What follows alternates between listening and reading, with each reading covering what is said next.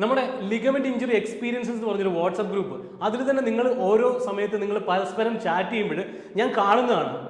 എന്തൊക്കെയാണ് നിങ്ങൾ ചോദിക്കുന്നത്? എക്സസൈസ് ചെയ്യാൻ പറ്റുമോ? ജിമ്മിൽ പോയിട്ട് എപ്പോഴാണ് എക്സസൈസ് ചെയ്യേണ്ടത്? ഏത് എക്സസൈസ് ചെയ്യേണ്ടത്? ഡ്രൈവ് ചെയ്യാൻ പറ്റുമോ? ഇങ്ങനെയുള്ള പല പല ചോദ്യങ്ങൾ ഇപ്പോഴും നിങ്ങളുടെ ഉള്ളിൽ സംശയമുണ്ടെങ്കിൽ നിങ്ങൾ ഒരു കാര്യം ഉറപ്പുവരുത്തുക, നിങ്ങൾ റീഹാബ് പ്രോട്ടോകോൾ ആണ് അല്ലെങ്കിൽ എക്സസൈസ് പ്രോട്ടോകോൾ ആണ് എന്ന് പറഞ്ഞ് ചെയ്ത കാര്യങ്ങളൊന്നും ശരിയല്ല. അത് നിങ്ങൾ അനലൈസ് ചെയ്യേണ്ട സമയമായിട്ടുണ്ട്. നിങ്ങൾ എപ്പോഴാണ് ഈ തീരുമാനങ്ങൾ എടുക്കുന്നത് അറിയാമോ? നിങ്ങൾക്കൊരു പ്രശ്നം വന്ന് നിങ്ങൾക്ക് ഒന്നും ചെയ്യാൻ പറ്റാത്ത സിറ്റുവേഷൻ വരണം, എങ്കിൽ മാത്രമേ നിങ്ങൾ തീരുമാനങ്ങൾ എടുക്കുകയുള്ളൂ.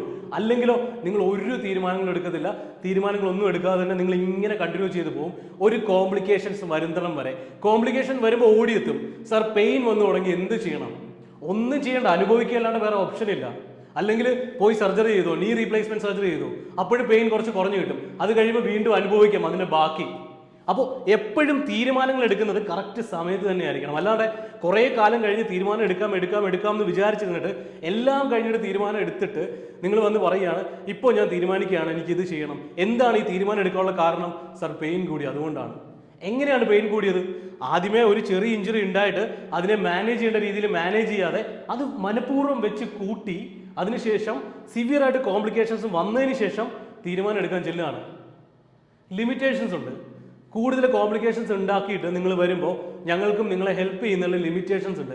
ആ ലിമിറ്റേഷൻസ് വെച്ചിട്ട് മെഡിസിൻ ഒന്നും കൂടാതെ അല്ലെങ്കിൽ നിങ്ങളെ കൂടുതൽ ബുദ്ധിമുട്ടിക്കാതെ ഞങ്ങൾക്ക് ഒരു അഡ്വൈസും തരാൻ സാധിക്കില്ല. മെഡിസിൻ കഴിക്കാൻ താല്പര്യമുണ്ടോ? ചെയ്തോ. സർജറി ചെയ്യാൻ താല്പര്യമുണ്ടോ? എന്ത് വേണമെങ്കിലും ചെയ്തോ, ഒരു കുഴപ്പമില്ല. അതിനുശേഷമുള്ള കോംപ്ലിക്കേഷൻസ് ഫേസ് ചെയ്യാൻ താല്പര്യമുണ്ടോ? ചെയ്തോ, ഒന്നും പ്രശ്നമില്ല. അതൊക്കെ നിങ്ങളെ മാത്രം ബാധിക്കുന്ന കാര്യമാണ്, വേറെ ആരെയും ബാധിക്കില്ല. നിങ്ങൾ പോയിട്ട് ഓപ്പറേഷൻ ചെയ്ത് കഴിഞ്ഞാൽ ആ ഓപ്പറേഷൻ ചെയ്ത് കഴിഞ്ഞുള്ള ലൈഫ് നിങ്ങളുടേത് മാത്രമാണ്, മറ്റൊരാളുടേതല്ല. അതുകൊണ്ട് മാക്സിമം സർജറി ഒഴിവാക്കേണ്ട കേസിൽ ഒഴിവാക്കുക തന്നെ ചെയ്യണം. എന്നാൽ അതിൻ്റെ ഓപ്പോസിറ്റ് സൈഡിൽ സർജറി ചെയ്യേണ്ട കേസ് ആണെങ്കിൽ സർജറി ചെയ്യുക തന്നെ വേണം. ഇത് രണ്ടും ഒരുപോലെ തന്നെ അനലൈസ് ചെയ്തിട്ട് ഏതാണോ നിങ്ങൾക്ക് ലോങ് ടേം റിക്കവറി തരുന്നത് അതാണ് നിങ്ങൾ ചെയ്യേണ്ടത്. അല്ലാണ്ട് സർജറി പേടിയാണെന്ന് വിചാരിച്ചിട്ട് വെറുതെ കോംപ്ലിക്കേറ്റഡ് ആയിട്ടുള്ള ഒരു കണ്ടീഷനിൽ ഈ ഒരു ജേർണി കണ്ടിന്യൂസ് ആയിട്ട് തുടർന്നു കഴിഞ്ഞാൽ നിങ്ങൾക്ക് സംഭവിക്കുന്നത് അതിലും വലിയൊരു സർജറി ചെയ്യേണ്ടി വരും.